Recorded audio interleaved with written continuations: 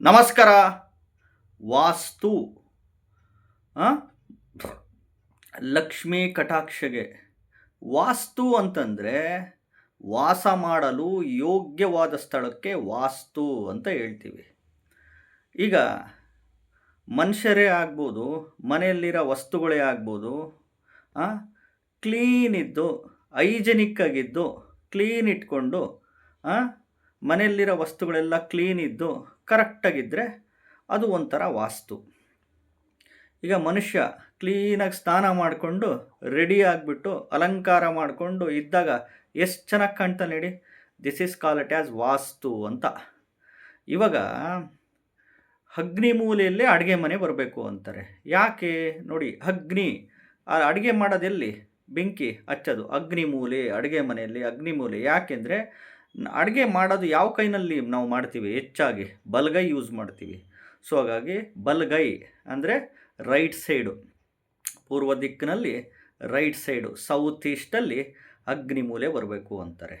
ಈಶಾನ್ಯ ಮೂಲೆಯಲ್ಲಿ ದೇವರು ಮನೆ ಬರಬೇಕು ಅಂತಾರೆ. ಯಾಕೆ ದೇವ್ರ ಮನೆ ಬರಬೇಕು ಅಂತಾರೆ? ಈಗ ದೇವರಿಗೆ ನಾವು ಅರಿಶಿಣ, ಕುಂಕುಮ, ಗಂಧ, ಹೂವು ಇಡೋದು ಎಲ್ಲಿ? ಮುಖದ ಭಾಗಕ್ಕೆ, ಮೇಲ್ಗಡೆ ತಲೆಗೆ. ಸೊ ಹಾಗಾಗ್ಬಿಟ್ಟು ಅಲ್ಲಿ ಈಶಾನ್ಯ ಭಾಗ ಅಂತೀವಿ. ಇನ್ನು ವಾಯುವ್ಯ ಭಾಗದಲ್ಲಿ ಟಾಯ್ಲೆಟು, ಬಾತ್ರೂಮು, ವಾಶ್ರೂಮ್ ಬರಬೇಕು ಅಂತೀವಿ. ನಾವು ಟಾಯ್ಲೆಟ್ಗೆ ಹೋದಾಗ, ವಾಶ್ರೂಮ್ಗೆ ಹೋದಾಗ ಯಾವ ಕೈ ಬಳಸ್ತೀವಿ? ಎಡಗೈ, ತೊಳ್ಕೊಳೋದಕ್ಕೆಲ್ಲ. ಇನ್ನು ಈ ಸೌತ್ ವೆಸ್ಟ್ ನೈಋತ್ಯ ಮೂಲೆಯಲ್ಲಿ ಕುಬೇರ್ ಮೂಲೆ ಅಂತ ಹೇಳ್ತಾರೆ. ಮಾಸ್ಟರ್ ಬೆಡ್ರೂಮ್ ಹೌಸ್ ಮಾಡಬೇಕು ಅಂತಾರೆ. ಅಂದರೆ ಭಾರ, ನಮ್ಮ ದೇಹದ ಭಾರ ಯಾವ್ದ್ರ ಮೇಲೆ ನಿಂತಿರುತ್ತೆ? ಕಾಲ ಮೇಲೆ ನಿಂತಿರುತ್ತೆ. ಈಗ ವಾಸ್ತು ಪುರುಷ ಯಾವ ರೀತಿ ಮಲ್ಕೊಂಡಿದ್ದಾನೆ ಅಂತಂದರೆ, ಈಶಾನ್ಯ ಭಾಗಕ್ಕೆ ಮುಖ ಹಾಕಿ ಬಲಗೈ ಸೌತ್ ಈಸ್ಟ್ ಅಗ್ನಿ ಮೂಲೆಗೆ ಬಂದಿದೆ, ಎಡಗೈ ನಾರ್ತ್ ವೆಸ್ಟ್ ವಾಯುವ್ಯ ಮೂಲೆಗೆ ಬಂದಿದೆ, ಕಾಲು ಸೌತ್ ವೆಸ್ಟ್ ನೈಋತ್ಯಕ್ಕೆ ಬಂದಿದೆ. ಇದ್ರ ಪ್ರಕಾರ ವಾಸ್ತು ಡಿಸೈನ್ ಮಾಡಿದ್ದಾರೆ ಅಷ್ಟೇ. ಮನೆಯಲ್ಲಿ ವಾಸ್ತು ಅಂತಂದರೆ ಕ್ಲೀನ್ ಇಟ್ಕೊಬೇಕು. ಈಗ ಅಗ್ನಿ ಮೂಲೆಯಲ್ಲಿ ಬೆಡ್ರೂಮ್ ಬಂದಿರುತ್ತೆ, ಬೆಡ್ರೂಮ್ನಲ್ಲಿ ಇದಿರೋ ಜಾಗದಲ್ಲಿ ಅಡುಗೆ ಮನೆ ಬಂದಿರುತ್ತೆ, ಈಶಾನ್ಯ ಭಾಗದಲ್ಲಿ ಟಾಯ್ಲೆಟು ಬಾತ್ರೂಮ್ ಬಂದುಬಿಟ್ಟಿರುತ್ತೆ, ವಾಯುವ್ಯ ಮೂಲೆಯಲ್ಲಿ ಇಲ್ಲ ಅಡುಗೆ ಮನೆ ಬಂದಿರುತ್ತೆ, ಇಲ್ಲ ದೇವ್ರ ಮನೆ ಬಂದುಬಿಟ್ಟಿರುತ್ತೆ. ಏನು ಮಾಡಬೇಕು ಇವಾಗ? ಸೊ ಬಾಡಿಗೆ ಮನೆಗಳಾದರೆ ಬಿಟ್ಟು ಹೋಗ್ತೀರಾ, ಇನ್ನೊಂದು ಮನೆಗೆ ಹೋಗ್ತೀರಾ. ಸ್ವಂತ ಮನೆಗಳು ಮಾಡ್ಕೊಂಡಿರೋರು ಒಡೆದಾಕಿ ಆಲ್ಟರ್ನೇಟ್ ಮಾಡೋಕ್ಕಂತೂ ಆಗಲ್ಲ. ಸೊ ಹೀಗಾಗಿ ಏನೂ ಮಾಡೋಕ್ಕಾಗಲ್ಲ. ಇವಾಗ ಏನು ಮಾಡಬೇಕು ಇದಕ್ಕೆ ಆಲ್ಟರ್ನೇಟ್ ಪರಿಹಾರ ಅಂತಂದರೆ, ರುದ್ರಾಕ್ಷಿ ಗಿಡ, ರುದ್ರಾಕ್ಷಿ ಸಸಿ, ದೇವರ ಗಿಡ ಅಂತೀವಿ. ಇದು ಯಾರ ಮನೆ ಮುಂದೆ ಇರೋದಕ್ಕೆ ಸಾಧ್ಯನೇ ಇಲ್ಲ. ನೋಡಿ, ಯಾರ ಮನೆ ಮುಂದೆ ಆದರೂ ರುದ್ರಾಕ್ಷಿ ಸಸಿ, ರುದ್ರಾಕ್ಷಿ ಗಿಡ ಈಶಾನ್ಯ ಭಾಗದಲ್ಲಿ ನಾರ್ತ್ ಈಸ್ಟಲ್ಲಿ ಇರೋದಕ್ಕೆ ಸಾಧ್ಯನೇ ಇಲ್ಲ. ಒಂದು ಹಾಕ್ಕೊಳ್ಳಿ.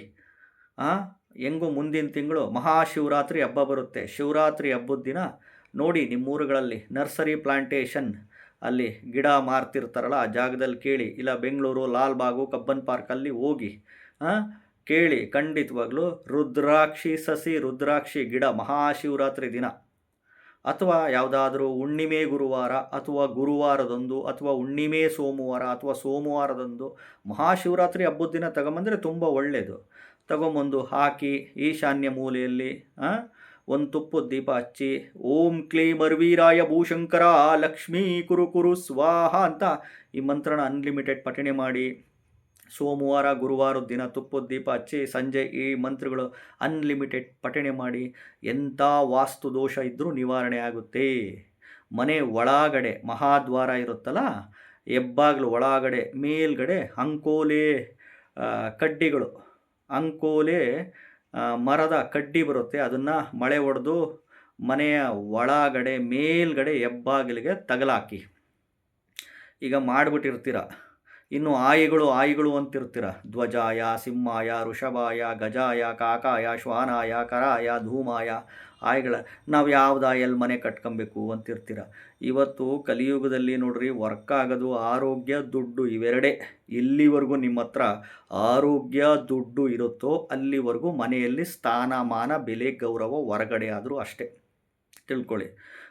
ವೃಷಭಾಯದಲ್ಲೇ ಮನೆ ಕಟ್ಟಬೇಕು, ಗಜಾಯದಲ್ಲೇ ಮನೆ ಕಟ್ಟಬೇಕು ಅಂತ ಹೇಳ್ತಾರೆ.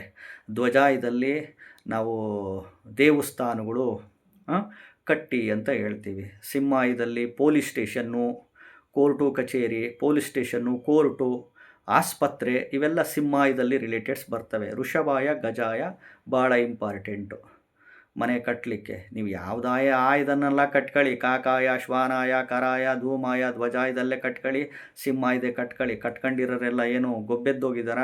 ಏನೂ ಇಲ್ಲ. ತಲೆ ಕೆಡ್ಸ್ಕೊಂಬಿಡಿ. ವಾಸ್ತು ವಾಸ್ತು ಅಂತ ಗಾಬರಿ ಪಟ್ಕೊಳಕ್ಕೆ ಹೋಗ್ಬಿಡಿ. ಹೆಚ್ಚಾಗಿ ಮನೆ ಒಳಗಡೆ ಮಂತ್ರ ಪಠಣೆ ಮಾಡಿ. ಮಂತ್ರ ನೋಡಿ, ತ್ರೇತಾಯುಗ, ದ್ವಾಪರಯುಗ, ಕೃತಯುಗದಲ್ಲಿ ಮಂತ್ರಕ್ಕೆ ಬ್ರಹ್ಮ ವಿಷ್ಣು ಮಹೇಶ್ವರನೇ ಆಹ್ವಾನ ಆಗ್ತಿದ್ರು. ಅನ್ಲಿಮಿಟೆಡ್ ಮಂತ್ರಗಳು. ಬರೀ 108 ಬಾರಿ ಅಲ್ಲ, 1008 ಬಾರಿ ಹೇಳಿದರೆ ವರ್ಕ್ ಆಗಲ್ಲ. ಲಕ್ಷಗಟ್ಟಲೆ ಮಂತ್ರಗಳು ನೀವು ಪಠಣೆ ಮಾಡಬೇಕು. ಆವಾಗ ಡಿವೈನ್ ಪವರ್ ಅನ್ನೋದು, ಡಿವೈನ್ ಎನರ್ಜಿ ಅನ್ನೋದು ಕ್ರಿಯೇಟ್ ಆಗೋದು ಮನೆ ಒಳಗಡೆ. ಈ ಒಂದು ರುದ್ರಾಕ್ಷಿ ಸಸಿ, ರುದ್ರಾಕ್ಷಿ ಗಿಡನ ಮನೆ ಮುಂದೆ ಈಶಾನ್ಯ ಭಾಗದಲ್ಲಿ ಇಡಿ. ಅದು ಇಟ್ಟು ಪೂಜೆ ಮಾಡ್ತಾ ಬನ್ನಿ.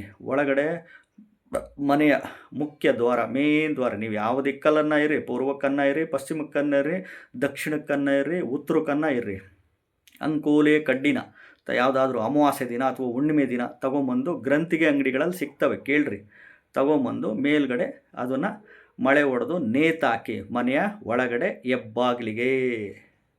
ಹೊಸದಾಗಿ ವಿಡಿಯೋ ನೋಡ್ತಾ ಇದ್ದವರು, ಮೊದಲನೇ ಬಾರಿ ವಿಡಿಯೋ ನೋಡ್ತಾ ಇದ್ದವರು ಚಾನಲ್ ಸಬ್ಸ್ಕ್ರೈಬ್ ಮಾಡ್ಕೊಳ್ಳಿ. ವಿಡಿಯೋ ಇಷ್ಟ ಆದರೆ ಲೈಕ್ ಮಾಡಿ, ಶೇರ್ ಮಾಡಿ. ನಮಸ್ಕಾರ.